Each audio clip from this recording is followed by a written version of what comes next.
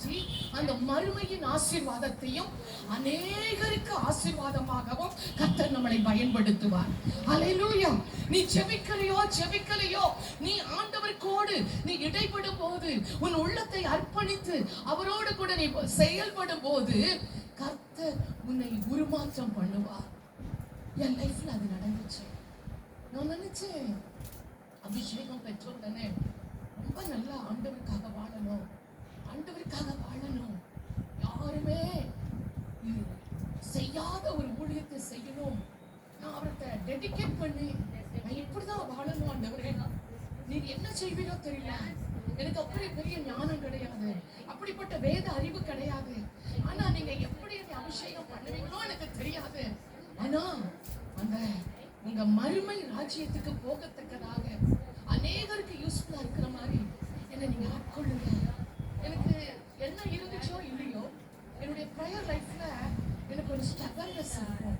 எனக்கு இவ்வளவுதான் அவங்க வல்லமை, இவ்வளவுதான் அவங்க மேன்மை, இவ்வளவுதான் அவங்க அற்புத அடையாளம், இதுக்கு மேல ஒண்ணும் இல்லையா, ஏன் இவ்வளவுதான் நான் காத்திருக்கிறேனே, ஏன் அப்படின்னு சொல்லும் போதுதான் நான் வைராக்கியமாய் ஆண்டவருக்காய் நான் பிரயோஜனப்பட வேண்டும் என்று நினைக்கும் போதுதான் என் வாழ்க்கையில் உபத்திரவங்கள், பாடுகள், கண்ணீர்கள், அவமானங்கள், நிந்தனைகள், கைவிடப்படுகிற நிலைமை எல்லாம் ஒன்றன் பின் ஒன்றாய் உருவானது. நான் நினைச்சேன், நான் உங்ககிட்ட நான் மறுமைக்கான ஒரு உன்னத வாழ்வை உங்களுக்காக வாழ்றதுக்காக உங்க பவரை கேட்டேன், உங்களுடைய கிருபையை கேட்டேன், உங்களுடைய ஞானத்தை கேட்டேன், நான் உங்களுக்காக நான் யூஸ் ஆவேன் தானே சொன்னேன். ஆனா நீர் எனக்கு தந்தது உபத்திரமும், பாடும், கண்ணீரும், அவமானமாய் இருக்கிறது. அன்பானவர்களே, ஒரு வசனம் வாசிக்கலாம். ஏசாயா 43:1. ஏசாயா 43:1 வாசிப்போம்.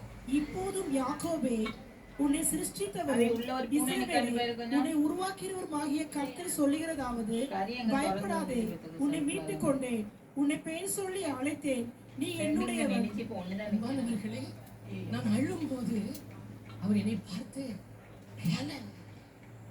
உன்னை நான் சிருஷ்டித்தவரும், இஸ்ரவேல்ங்கிற இடத்துல ஹெலன் சொல்லி நான் வாசிக்கும் போது உன்னை உருவாக்கினவரும் மான கர்த்தர் சொல்கிறதாவது.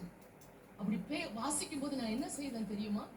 அந்த பைபிளை என் கையில சுமந்து முட்டி போட்டு சொல்லுங்கப்பா, சொல்லுங்கப்பா, சொல்லுங்கப்பா அப்படின்னு அந்த அறைக்குள்ள நீங்க சொல்லுங்கப்பா, என்னை உருவாக்கினவர் சொல்லுங்கப்பா அப்படின்னு திரும்ப திரும்ப சத்தமாக நீங்க சொல்லுங்கப்பா அப்படின்னு கதறும் போது நீ முதல்ல பயப்படாத, முதல்ல கண்டதை நினைச்சு பயப்படாத. உன் முன்னால கடந்து போகிற உபத்திரவ, பாடுகள், சாபங்கள், இந்த தனிமை, இந்த அவமானம், இந்த நிந்தனையை கண்டு நீ பயப்படாத. பயப்படாம இருப்பியா? நான் உன் பட்சத்துலதான் இருக்கிறேன், நீ பயப்படாம இருக்கிறியா? நான் அடுத்தது ஆமாங்க, பயப்பட மாட்டேன்ப்பா, நீங்க இருக்கிறீங்கல்ல, நான் பயப்பட மாட்டேன்ப்பா, நான் இனிமேல் எனக்கு இந்த பயம் வரும்போதெல்லாம் நீங்க என் கூட இருக்கிறத சொல்லி நான் பயப்பட மாட்டேன்ப்பா அப்படின்னு அவர் பேசும்போது அவர் சொன்னார், உன்னை நான் மீட்டுக் கொண்டேன், உன்னை நான் பெயர் சொல்லி அழைத்தேன், நீ என்னுடையவள் என்றார். அல்லேலூயா, அல்லேலூயா. நான் சொல்றேன், இன்னைக்கு உங்க லைஃப்ல இந்த வசனத்தை, இந்த வார்த்தைய நீங்க பிடிக்க வேண்டும்.